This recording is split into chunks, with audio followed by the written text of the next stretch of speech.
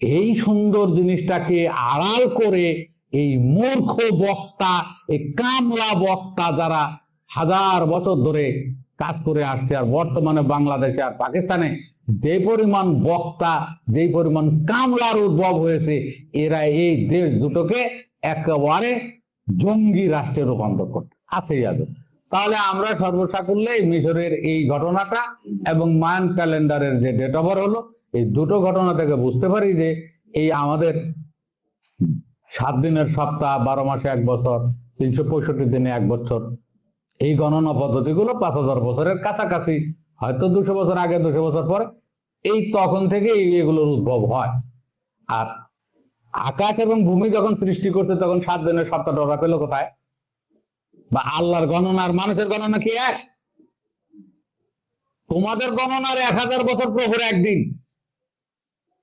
তো প্রভুই যদি এখানে 7 দিয়ে 6 দিনের কথা বলে, তাহলে তো তোমাদের গণনার 1000 বছর প্রভুর একদিন, তাহলে কয় হাজার বছর হবে?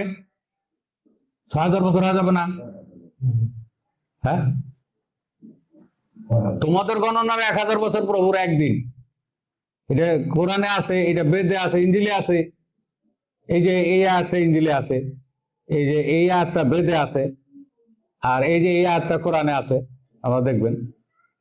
তাহলে এই 7 দিনের সপ্তাহ ওখানে চলবে না। আর 7 দিনের নামকরণ এই যে যারাই এখন পর্যন্ত লিখছে শুক্রবার শনিবার, এইটার বয়স কয়দিন? এগুলো ছিল শুক্র পর্যায়, শনি পর্যায়, রবি পর্যায়। এইটার মোগল সম্রাট আকবর এই পর্যায়টা ফেলে দিয়ে ফার্সি বার শব্দটা যুক্ত করে আজকে আমাদের কাছে শুক্রবার শনিবার হয়েছে। আবার এই গণনা পদ্ধতি তেমন ছিল না, আগে ছিল শনিবার, তারপরে ছিল মঙ্গলবার, এরপরে হয়েছে সোমবার, রবিবার, এরপরে বুধ, বৃহস্পতি। এগুলো তো ধাপে ধাপে এসে যুক্ত হয়েছে। আমার এই যে এই বইটা দেখবেন, এই বইটা দেখলে পরে আপনারা বুঝতে পারবেন কিভাবে বাংলা 7 বারের উদ্ভব হয়েছে, বাংলা 12 মাসের উদ্ভব হয়েছে, ইংরেজি 7 বার, ইংরেজি 12 মাস, আরবি 7 বার, আরবি 12 মাসের উদ্ভব হয়েছে। আমার আত্মতত্ত্বভেদ 3য় খণ্ড, যে আত্মতত্ত্বভেদ 3য় খণ্ড, এই বইটা দেখবেন, ওইখানে এগুলোর ইতিহাস আমি লিখছি কিভাবে মানে উদ্ভব হয়েছে। এখন বাংলা 7 বারের জানা নাই, বোঝা নাই, আর এখনকার তাফসিরের ভিতরে পাওয়া যায় এইটা, তাফসিরের ভিতরে পাওয়া যায় এইটা। এরা এখান থেকে এরা বলছে যে শনিবার থেকে আল্লাহ কাজ আরম্ভ করে বৃহস্পতিবার আল্লাহ কাজ শেষ করে দিচ্ছে, শুক্রবারে ছুটিতে গেছে, অথবা শুরুই করতে হলো রবিবার থেকে, শুক্রবারে শেষ করে সে শনিবারে ছুটিতে গেছে। হতে পারে এক একজন এক এক ভাবে লিখছে। সবাই তো বটমলেস বাস্কেট, তলাহীন ঝুড়ি। এই যে রান্না যে কি সুন্দর নুরানি চেহারা, টুপি জুব্বা পাগড়ি নিয়ে যে কামলারা ওয়াজের কন্ট্যাক্ট করে কামে যায়, 70,000 টাকা 60,000 টাকা কামে যায় কামলা। আর মানুষে মনে করে বিরাট মানের হুজুর, অত আমার কাছে একটা কামলা ডেলি লেবার, অমুক বক্তা, অমুক আল্লামা, অমুক যুক্তিবাদী, অমুক কোকিল কণ্ঠী, এগুলো আমার কাছে কামলা। এরা কামের চুক্তি নিয়েই আসে যে ভাই আমি 30,000 টাকা নেবো, ভাই আমি 40,000 টাকা নেবো। এগুলো গার্মেন্টসের কর্মী আর শিল্প কারখানার কর্মীর মতো, শ্রমিকের চেয়েও আরো নগণ্য, জঘন্য। এরা আপনাদের কাছে বিরাট মানের শানের বক্তা, বিশাল মাপের হুজুর, মর্যাদাবান হুজুর। এগুলোর জ্ঞান গরিমা কতটুকু আমার কাছ থেকে একটু জানেন। যে আমার বাসার এই যে 2 বছর 2.5 বছরের যে শিশুরা, তাদের চেয়েও কম। কি করে এই বারটাকে নিয়ে যে ওইখানে ওই 6 বারের সাথে লাগায় এই যে 1000 বছর ধরে এই সার্কাস গুলো গায়ে যাচ্ছে, কেন মানুষ এগুলো গ্রহণ করে? কেন তোমরা টাকা দিয়ে তাদেরকে আনো? বিশাল ব্যাপার। এবার এগুলো একটা যে সঠিক আমি বুঝাতে পারছি কি, ওরা যেগুলো বলছে এই 7 বার, এটা তো সঠিক না। ওরা যে 7 দিন গণনা করতেছে ঘড়ি ছাড়া গুনবে কি দিয়া, এটাও আমি বললাম যে সম্পূর্ণরূপে মন গড়া তাদের, এগুলো অনুমান ভিত্তিক, অযৌক্তিক, অবৈজ্ঞানিক, অগ্রহণযোগ্য কথা। ইতপূর্বে যা হয়েছে, এখনো সমাজে যারা এই মানে কামলাগিরি করে চাপা বিক্রি করতেছে, এই বক্তারা, এই মানে অনেকগুলো, আমি নাম করে বলবো না, অনেকগুলো বক্তা আমাদের সমাজে আছে, তারা কিন্তু এই কথাগুলি প্রচার করতেছে। আর সেগুলো আমি সবগুলোই দিনে করে দিলাম। তাহলে এই আয়াতে এবার কি আছে? এখন যদি আমরা হাকিকতে ঢুকি, শরীয়তের ফাঁক ফকর মোটামুটি শেষ, যে এই দিনও দিন না আল্লাহর কাছে। আবার 7 দিনের গণনাও তখন ছিল না। আবার সূর্য চন্দ্র না হলে দিন গণনার কোনো পদ্ধতিই থাকে না, যেহেতু এই ঘড়ি এবং ইলেকট্রনিক যুগ তখন ছিল না, এই ঘড়ি, এই ক্যালকুলেটর, কম্পিউটার তখন ছিল না। তাহলে যে তারা এই 1000 বছর ধরে যা বলছে সম্পূর্ণরূপেই মন গড়া, অযৌক্তিক, অগ্রহণযোগ্য, অবৈজ্ঞানিক। তাহলে আয়াতে কি বলছে?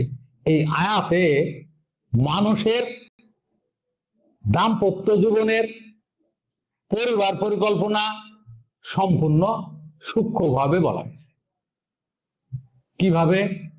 এরা যে আকাশ এবং পৃথিবী ধরছে, পৃথিবীর এই প্রান্ত থেকে ওই প্রান্ত পর্যন্ত একমাত্র মরমিবাদী, আত্মতাত্ত্বিক, দার্শনিক, এলমে লাদুনির জ্ঞানধারী, এলমে হাকিকতের জ্ঞানধারী, এলমে মারিফতের জ্ঞানধারী লোক ছাড়া সাধারণ কোন ঠাকুর পুরোহিত এদের ক্ষমতা নাই যে এই সমস্ত জটিল আয়াতের ব্যাখ্যা করে। তাহলে এইবার ওরা যে আকাশ এবং ভূমির কথা বলছে, যে আল্লাহ আকাশ ভূমি সৃষ্টি করেছেন 6 দিনে। আমরা 6 দিনটা একটু পরে যাই, আকাশ ভূমিটা দেখি। এই আকাশ এবং এই পৃথিবী না হলে আর মিলবে না। এবার মিলবে কোথায়? আকাশ ভূমির একটা সূত্র আধ্যাত্মিক বিজ্ঞানে আছে। আমার লেখা একটা বই আছে, আধ্যাত্মিক সূত্রাবলী। এই যে এই বইটা, এই আধ্যাত্মিক সূত্রাবলী বইটা যদি দেখেন, এর ভিতরে শত সূত্র বর্ণনা করা আছে। আধ্যাত্মিক সূত্র, একটা সূত্র আমার মনে হয় এই ঠাকুর পুরোহিতদের জানা নাই। আর এই সূত্রগুলো জানলে, পবিত্র ধর্মগ্রন্থকে যদি কেউ পাঠ করতে পারে, এ আর ঠাকুরগিরিও করবে না, এ আর মোল্লাগিরিও করবে না। কোনো দিন না, কখনো নর্দারে সম্ভবই না যে এই সূত্রগুলো জেনে যাবে। এই আর মোল্লাতন্ত্রকে মানবেও না এবং মোল্লাতন্ত্রের সঙ্গে চলবেও না। মোল্লা পাড়ায় যাবে না, মসজিদ পাড়ায়ও যাবে না। এগুলো শুধু আনুষ্ঠানিকতা, এগুলো মানুষকে শাসন এবং শোষণের হাতিয়ার। মসজিদের খোয়াড়ে, মাদ্রাসার খোয়াড়ে একটা সিলেবাস তৈরি করে, একটা আকীদা তৈরি করে মানুষকে বন্দি রাখার হাতিয়ার। এগুলো কারাগার বলা যায় এক ধরনের। এগুলো হলো জীবন্ত কারাগার, মানুষকে একটা কারাগারের ভিতরে আবদ্ধ রাখা। তাহলে সে আকাশ ভূমি সূত্রটা হলো কি? শক্তিশালীটা হলো আকাশ, দুর্বলটা হলো ভূমি। বড়টা হলো আকাশ, ছোটটা হলো ভূমি। বুঝাইছে? এই হলো আকাশ ভূমি সূত্রটা। তাহলে বাবা যদি আকাশ হয়, মা হবে ভূমি। বড় ভাই যদি আকাশ হয়, ছোট ভাই হবে ভূমি। ভাই যদি আকাশ হয়, ভাবি হবে ভূমি। নাভির উপরে যদি আকাশ হয়, নাভির নিচে হবে ভূমি। বুঝাইছে?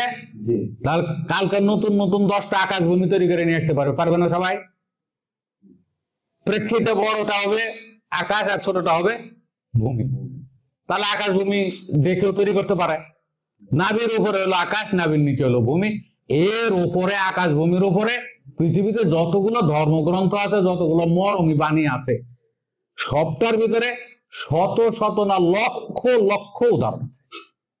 যেমন লালন সাহেবের একটা উদাহরণ, পাতালে চোরের বহর দেখায়, আসমানের উপর 3 তারে হচ্ছে খবর, শুভাশুভ যোগ মতে। আমার একটা বাণী আছে, আমার লেখা বাণী, আকাশে হয় ভাটা জোয়ার, কুল ভাঙ্গে পাতালে তার, ঢাকা নগরের অবাক ব্যাপার, টার্মিনাল মহাখালী, কাঁই কাঁই রে মজার খাল কেটেছে ভারী কৌশলে। কবি জালালের একটা বাণী, আকাশেতে লাঙ্গল গরু বয় কোন বা লোকে, স্ত্রীর পেটে জন্ম নিয়ে দুধ খাইলো কোন মুখের। এখন আকাশেতে লাঙ্গল গরু। তেমনি ভাবে কোরআন মাজিদে আকাশ এবং পাতাল নিয়ে শত শত আয়াত আছে। এরা মনে করে এই আকাশ আর এই পাতাল, আসলে না। এটা নাভির উপরে হলো আকাশ আর নাভির নিচে হলো পাতাল বা ভূমি। আর যদি আরো ডিপে যায়, জরায়ুটা হবে আকাশ আর জনম নালীটা হবে ভূমি। পেয়ে গেলাম আকাশ ভূমি। এইবার আমরা দেখি 6 দিনটা কি। 6 দিন আরবিতে লেখা আছে এখানে আয়াম, সিত্তাত আয়াম, 6 দিন। আসলে আয়ামটা হলো ইয়মের বহু বচন। ইয়মনের বহু বচন হলো ইয়ামন। ইয়মন শব্দ তো আরবি শব্দ, বাংলা অর্থ হলো দিন। এই দিবস, দিন, দিবস। এই শব্দ আরবির এই দিন শব্দটা দ্বারা, এই যে আরবি হলো আয়াম, আয়াম শব্দটা দ্বারা বাংলায় দিন, ক্ষণ, প্রহর, ঘন্টা, মিনিট, সেকেন্ড সবই বোঝায়। তাহলে এখানে কোনটা মিলবে? আয়াম 6 দিনে, এখানে প্রহরটা আমরা নিব। এই যে বেড়ে আসতেছে হাকিগত, প্রহর নিলে 1 প্রহর মানব দেহে মরমীবাদীদের মতে 1 প্রহর হলো 3.5 দিন। তো 3.5 দিনে 1 প্রহর হলে 6 প্রহরে কয়দিন হয়? এই যে পড়া 21 দিন। 6 প্রহরে যখন 21 দিন হয়, তখন দেখবে যে আমাদের এই উপমহাদেশে পরিবার পরিকল্পনার ডাক্তাররা, ম্যাডামরা মায়াবড়ি ব্যস্ত। এই যে মায়াবড়ি, ওই প্যাকেটটাই যদি আপনারা লক্ষ্য করেন, 21টা বড়ি থাকে সাদা আর 7টা বড়ি থাকে লাল, দেখছেন না? তো ডাক্তাররা হিসাব পেলো যার হিসাব কোরআনের সাথে মেলে, আর তোমরা এই পাগড়িওয়ালা জুব্বাওয়ালা ফুপ্পু দাড়ি নিয়ে মাদ্রাসার বারান্দা থেকে ঘুরে এসে, আলিয়া মাদ্রাসার কমে মাদ্রাসার বারান্দা থেকে ঘুরে এসে পবিত্র কোরআনুল মাজিদের এই আয়াতের অর্থটা জীবনের সঙ্গে মেলাতে পারলে না, আর বলো যে কোরআন জীবন বিধান। কামলার ঘরের কামলা, তুই যে কোরআনকে জীবন বিধান বললি, আয়াত কেন জীবনের সঙ্গে মিলালি না? এই একটা আয়াত দ্বারা পরিবার পরিকল্পনার সকল কাজ শেষ করা যায়, একটা দম্পতিকে আরামে পরিচালনা করা যায়, তাদের কোন ধরনের বৈজ্ঞানিক পদ্ধতি লাগবে না। একটি আয়াতের আমল যদি কেউ করে, পুরো সমাজ পরিবর্তন হয়ে যাবে। এমন গুরুত্বপূর্ণ আয়াত এই আমাদের ধর্মগ্রন্থ কুরআনুল মাজিদের ভিতরে বর্ণনা করা। আর এই তাওতাররা, বাটপাররা, কামলারা 1000 বছর ধরে কি প্রচার করতেছে? এই দিন, এই আকাশ, এই পৃথিবী প্রচার করতেছে। কামলার ঘরের কামলা, পরের টাকা খাইতে খাইতে তো মাথায় কিছু নাই, তোর চেহারাটা সুন্দর লাগে টুপি দাড়ির কারণে, তাদের কাছে, আমাদের কাছে তেমন সুন্দর লাগে না। মুসলমানের কোনো দাড়ি টুপি লাগে না। পরিষ্কার কথা কোরআন মাজিদে বলা আছে, লা ইয়ানফাউ মালু ওয়ালা বানুনা ইল্লা মান আতাল্লাহ বিকালবিন সালিম। পরিশুদ্ধ হৃদয় ছাড়া তোমার সম্পদ আর তোমার সন্তান কোনো কাজে আসবে না। সম্পদের ভিতরে আছে দেহ, সুরুত, চেহারা, ওই নুরানি চেহারা আর ওই ঢিলা ঢালা জামা কাপড় কোনো কাজে আসবে না। তুমি যত বড় মালন আর যেই আকীদায় লালন করো, ওই আকীদার টাইম সবার কাছে নাই। তোমার আকীদার টাইম আমার কাছে নাই। তোমার আকীদা তোমার কাছে রাখো। আওয়ামী লীগের আকীদা দ্বারা বিএনপিকে গালি দিবে, বিএনপির আকীদা দ্বারা আওয়ামী লীগকে গালি দিবে। তোমার শিয়ার আকীদা দ্বারা সুন্নিকে গালি দিবে, সুন্নির আকীদা দ্বারা শিয়াকে গালি দিবে।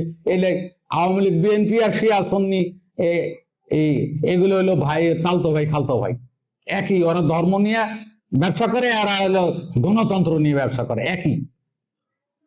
এই আকীদা দ্বারা ওই কাফের, ওই হলো মুরতাদ, হলো নাস্তিক। তোমার আকীদা দ্বারা, আমার আকীদায় তুমি কাফের। সাধুরা বলে না। আবার মূল জায়গায় যাই। তাহলে 6 প্রহরে হলো 21 দিন। এই 21 দিন পর্যন্ত এই জরায়ুর ভিতরে সন্তান তৈরি, দেহ বিশ্ব তৈরি, দেহ ভূমি তৈরি, অর্থাৎ নাভির উপরে আকাশ আর নাভির নিচে ভূমি। এই আকাশ আর ভূমির দ্বারাই হয়েছে একটা দেহ। এই আকাশ ভূমি তৈরির জন্য সৃষ্টিকর্তা এবং পালনকর্তা এই দুইজনে কাজ করে এই 21 দিন জরায়ুর ভিতরে। 22 থেকে 28 পর্যন্ত এরা দুজন থাকে না, 5টা আলাদা আছে। তারপরে ওনারও চলে যান কোথায়, মহাশূন্যে।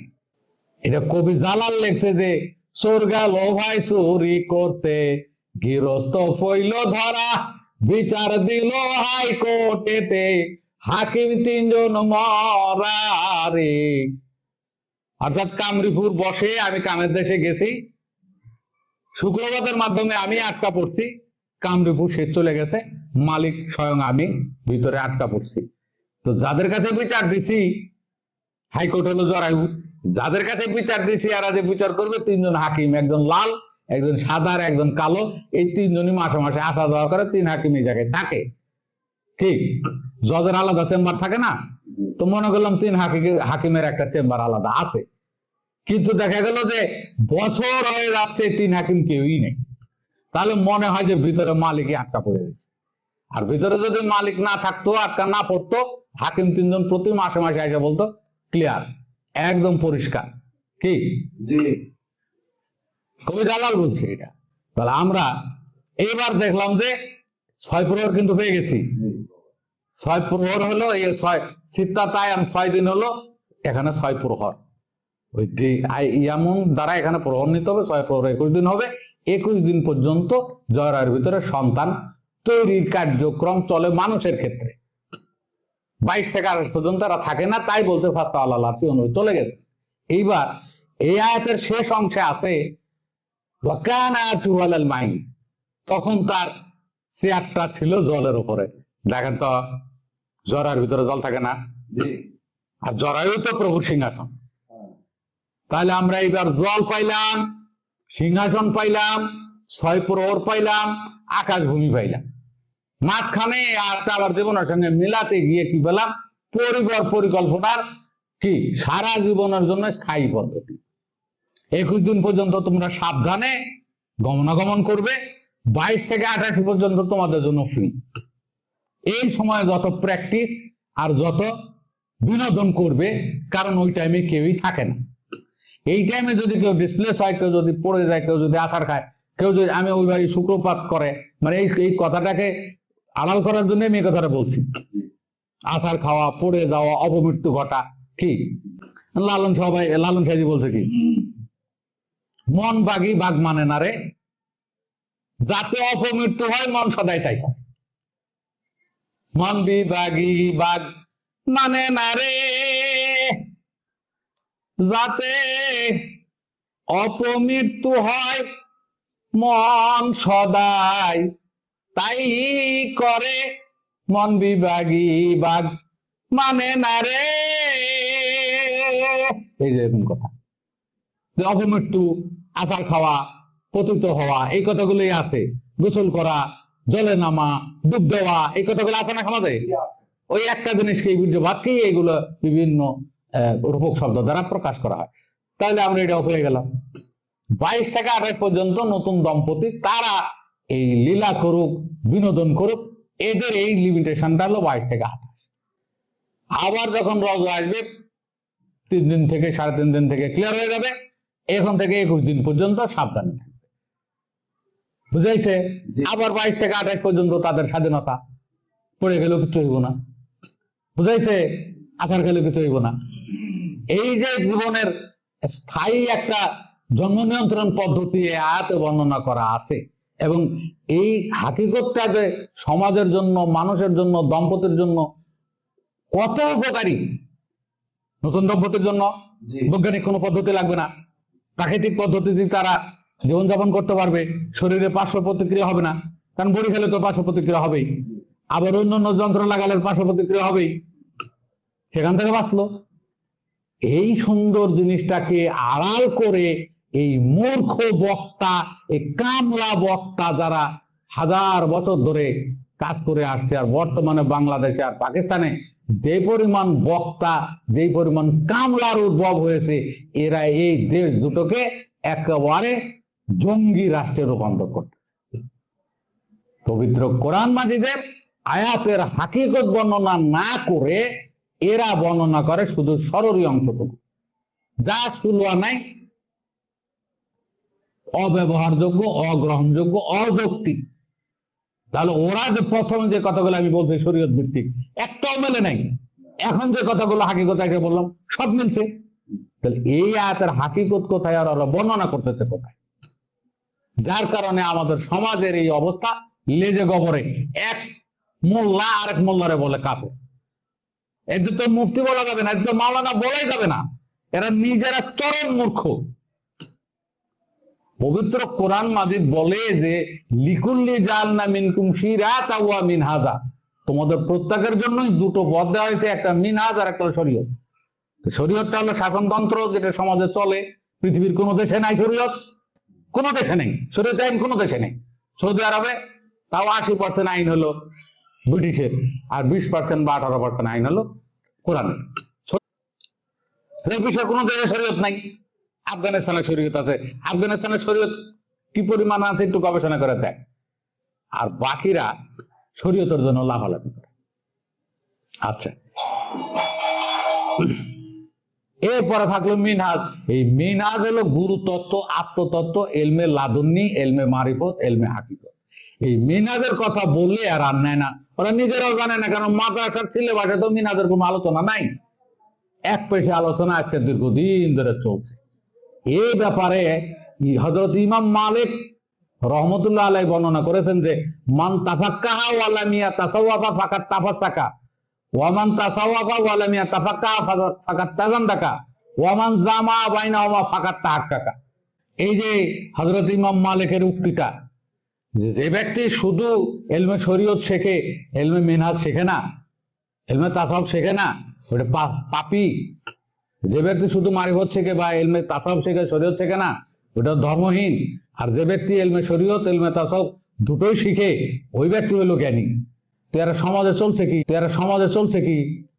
শুধু এক পেশে চলছে ইলমে শরীয়ত, ইলমে শরীয়ত, ইলমে শরীয়ত করতে করতে করতে করতে এই মোল্লা ওইটারে কয় কাফের, ওই মোল্লা কয় এটারে কাফের, ওই মোল্লা কয় এটারে হত্যা করতে হবে, ওই মোল্লা কয় এটারে মৃত্যুদণ্ড দিতে হবে। ব্লাসফেমি আইন দেখে চালু করতে হবে, পাকিস্তানে চালু করছে। কয় কি কামলার ঘরে কামলা, তুই কস কি? এটা পাকিস্তানে ব্লাসফেমি আইন তৈরি করছে, পাকিস্তানে ঘরে ঘরে মোল্লা, পাকিস্তানে তেমনি ঘরে ঘরে বোমা, বাসে বোমা, রাস্তায় বোমা, মসজিদে বোমা। পাকিস্তানে একটা সংসদ আজকে 70 বছরের ভিতরে মেয়াদ পূর্ণ করতে পারে না। ও ওগুলো করতে চাও বাংলাদেশে না? কস কি তুই মোল্লা?